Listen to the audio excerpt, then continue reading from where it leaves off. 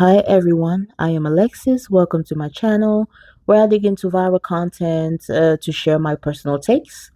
Today I wanted to dig into the viral clip from the Three Girls in the Kitchen podcast. This is the podcast where the three white women were discussing Megan Thee Stallion and her new alleged boyfriend, and they were wondering what his dating preference was because apparently Megan was the first black woman that they saw him dating. Anyways, go ahead and check out this clip and let's discuss when we get back. Three Girls, One Kitchen with your hosts, Lana, Olivia. Alexa. You want to go first? Yeah. Well, where do I start? Do I start the one where my ex is dating the Megan? Was it the Megan Stallion? What's her name? Meg the Stallion. Meg the Stallion. Megan. I'm just gonna call her Megan. Who's Megan? Who's Mag? I don't know. I just get my vowels like always mixed up. It's okay, so she's from Russia. She's a foreigner. So I saw this. Yes. Me and Eva, we were sitting in bed scrolling on TikTok. And we're scrolling, Meg the Stallion pops up with some guy, and Eva's like, isn't that Olivia's ex? And I'm like, oh yeah, his name's Torrey, right? Yep. Not Tory Lanez, a different Torrey. Yeah. Not Interesting. Yeah. Interesting. I can't even get mad though, because it's like, damn, like that's kind of a flex, you know?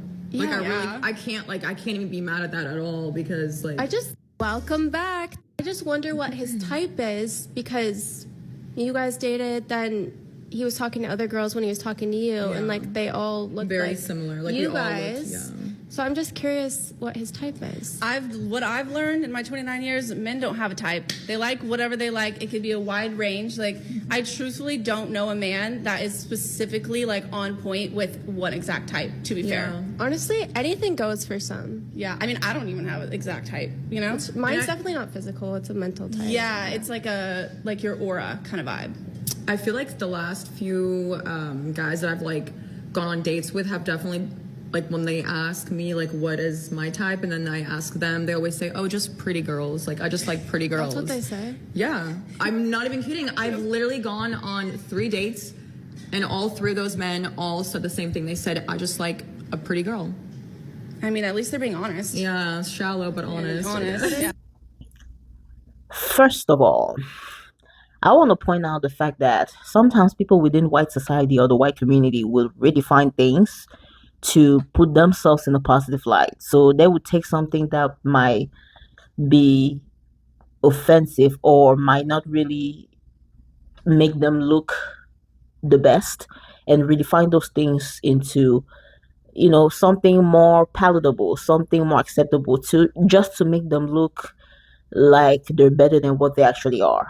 I just wanted to say that. The blonde one in the middle stated that Megan's new alleged boyfriend is her ex-boyfriend. Yet, as I was digging the internet, I couldn't find not one evidence of them actually being together.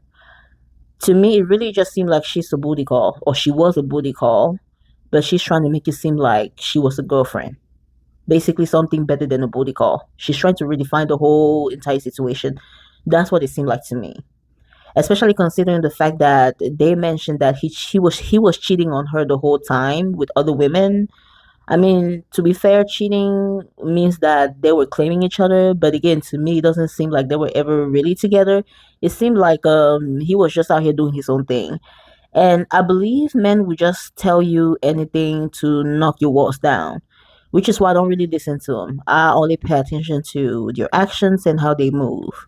It was very interesting how they started the podcast episode talking about Meg. I really believe that they wanted the attention and they knew bad press is better than no press at all. They probably just didn't expect the backlash to be this bad. When it comes to content creation, backlash end up drawing more people to your content, more people that support your content pretty much. But the reason why that doesn't seem to work in this case is because they seem to barely have anyone agreeing with them. Usually, situations like this, the viewers and listeners are divided by race, sometimes gender. Most reactions that I saw from black, brown, white, and everyone else in between disagreed with them.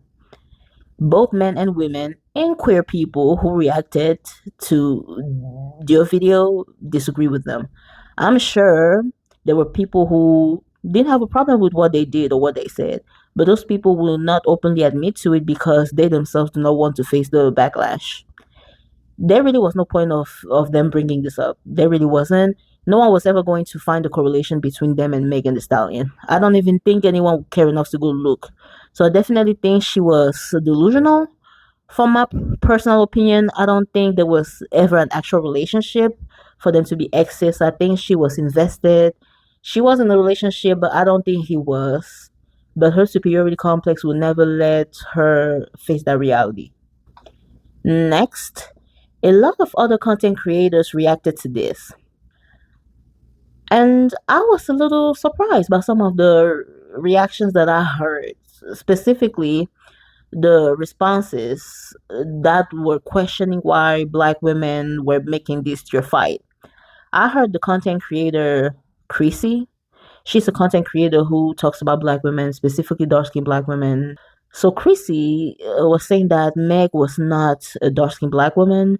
So this battle is something that black women should stay away from. And I hate to be the one to go there, but ladies, if you don't look like Megan Thee Stallion or you don't look like Tori's baby mama, you should have set this one out, in my opinion. And I say that because unambiguous dark skinned women, especially, have to get out of this mindset that just because a black man dates a light skinned woman or a light brown skinned woman, in Megan's case, that it's a win for all black women. Or because he makes a light skinned woman a baby mama, that means he likes all black women. And this is not me saying that Torrey isn't attracted to dark skinned women, but we've also never seen him with one. So as far as we know, Megan is the darkest he'll go. And that's fine. He's allowed to have his preference. But that means that this isn't really a win for dark-skinned women, nor is it your fight. And let's just keep it a buck. Only time will tell if it's really a win for Megan. Because if you ask me, he looks like a walking red flag. But that ain't none of my business. Megan will have to learn that lesson on her own. Which I never saw Meg as anything but a brown-skinned black American woman. Megan looks like the average black American woman in my opinion. So it makes perfect sense to see black women openly speak in her favor. Let's not forget that Meg is an international superstar with an army of hotties dispersed and just spread around the globe. I also have to mention that there were plenty of non black women and men who also spoke in her favor. Matter of fact, I think the person who exposed Stories alleged ex for playing Megan Thee Stallion music in the background of one of her videos was a non black woman. I really don't I really didn't understand that take from Chrissy or anyone who had the same take. I also heard the content creator Queen Chioma saying that she was a little confused as she thought black women were resting and were staying out of things like this. I do think it's surprising that black women in particular took offense to the same question that they ask or think about when we see a lot of these black men, specifically sports stars, date non-black women. When I talked about Travis Hunter and his fiancee, Leanna Lene, a lot of the comments were, it's not black women's fight. This is who they say their preferences are. We've seen so many examples of this. Let's leave this conversation about black athletes and snow bunnies in yesteryear. But somehow we're making a huge deal out of white women who are very aware of the affinity that black men may have with them, especially when they're at a level of dating professional athlete status. So if it's not our fight and these conversations are tired and we're going to let black men be with who they claim is better than us, why would there even be any backlash for their question? Now. I will say that the backlash that I think they do deserve is the shade and acting as if they didn't know how to pronounce Megan Thee Stallion or acting as if they didn't know who she was. So she didn't really understand why black women were reacting the way they did. She also mentioned that lately black women haven't really reacted with the same energy to black men going through difficulties. She used Travis Hunter as an example. I was very confused by that take because I thought it goes without saying, or it was just common sense that black women are only resting when it comes to defending and standing up for people other people other than black women themselves. So, of course, if a black man is going through something, we are not going to move a finger. I really don't feel like resting applies to black women protecting themselves or other black women for that matter. Basically, if a black woman is involved, we tune in and we engage, but for everyone else, we step back and let them handle it themselves. I understand the point that black women shouldn't fall for rage bait content, but what these women were doing in the video was something black women have to deal with every single day. I mean, on a daily basis. And For example, me, I live in LA. So a passive aggressive white woman is something that I know so well. I used to live in South Carolina where anti blackness was very overt and in your face. Out here in LA, you get the same kind of passive aggressive disrespect where people pretend as if they don't know what they're doing. They pretend to be innocent while being just as horrible as the people in the South, if not even worse. Obviously, this doesn't apply to everyone, but it is more than you think. I'm glad a lot of black women spoke on this and pointed this out. There are actually a lot of people who might not know how to read between the lines. A lot of black women still believe that hatred for black women only looks one way, looks like anger, hatred, full blown attacks, when in reality, it is the friendliest of them you have to look out for. I'm sure some black women and girls learn something in the process, which is always a good thing. Next, Megan, your taste in men is horrible. Horrible, I'm telling you. So let's go down the list.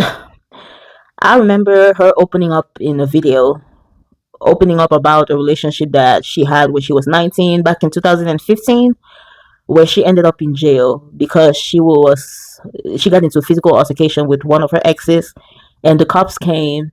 And when they asked her what was going on, she protected the ex by not telling them that he was being violent towards her. But then when they asked him, he said she was violent. He pretty much put all the blame on her. So that's how she landed in jail. Um, Toxic much, but all right, let's move on. The first relationship that I saw her really claiming publicly was her relationship with the rapper Moneybagg Yo. Now, this rapper right here, I don't really see him being problematic. I think he's dating, that influencer Ari Fletcher. I've heard that they've had some problems here and there, but I don't really know him to be in the blogs for being problematic, so I can't really speak on him. But then, when they broke up, she ended up going with Partisan Fontaine for a while. And Partisan is a writer in the music industry. He writes for people like Cardi B, which I think it has always been weird that a man would write for a woman.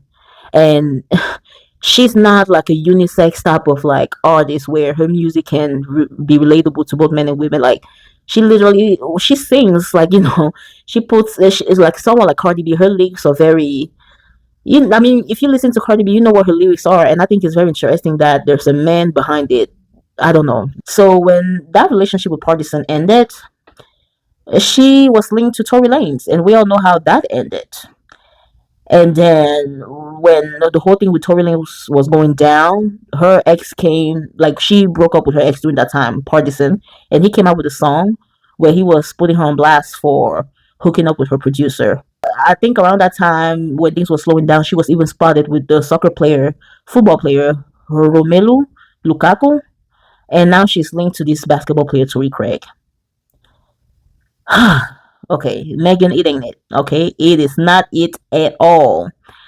I'm not going to judge her too harshly because, to be fair, she doesn't get stuck with these men for a long time. And she hasn't gotten pregnant by any of them, unlike so many actresses and rappers out here. She hasn't gotten pregnant, so kudos to her. Meg moves like Lori Harvey, but unfortunately, the caliber of men that she entertained, the caliber of men on her roster, are not the same quality. Meg stay messing with men who embarrass her. It is possible that she might have low self-esteem because of her taste in men. I mean, she seems to only go for men that she can benefit more than they can benefit her. But I'm gonna say it seemed like she's really learned a lot from her toxic relationship that she had back in 2015, the one where she was 19 and ended up in jail. I would say it seemed like she learned from that relationship. There are a lot of female rappers who are in the industry and are still picking men like they did when they were 19. I feel like Remy Ma could be an example of that. Yeah, so I'm not gonna be too harsh on Megan. I'm gonna give her credit for that. But let me say this: I really, really hope, I really, really, truly hope, that her dating choices don't lead to permanent mistakes, especially to her career and her womanhood. My wish for Megan is that she pulls a Eve. She makes her money, builds her fan base, and finally graduates from the industry, marries within the upper echelons, and elevates. It's not that many black women in the public eye who have done it like Eve, and I hope the same fate for Megan. I would love to see that.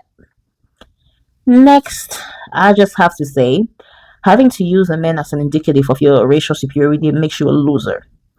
Matter of fact, having to rely on external factors like men to solidify how important you are as a woman makes you a loser. Realistically, we know women like those women on the podcast are not better. But technically, based on societal standards, they will have a better status in society just by being white. Now, I really don't believe that men have a type. A man will marry a woman for how she looks and cheat on her with another woman because of how that woman makes him feel. And he would tell people that he loves both of them. It is all based on how you can serve men. If you're good for his public image, he will wife you up for the world to see. But being picked doesn't mean a damn thing. Now, what truly makes women like those three women on the podcast look like losers is the fact that they're relying on the approval of the male counterpart of a group of women that they look down upon to make them feel better than those women, if you see what I mean. A group of men that pedestalize another group of women at the expense of your female group are not men you should be proud to be chosen by. These are men without integrity, without pride, without strength. Only a defeated group of men would do some ish like that. These women are not going to give up whatever little privilege they have, but they are not up to date with the times. These men are not raising your stock the way they think, not even at the eyes of the women that they think are beneath them.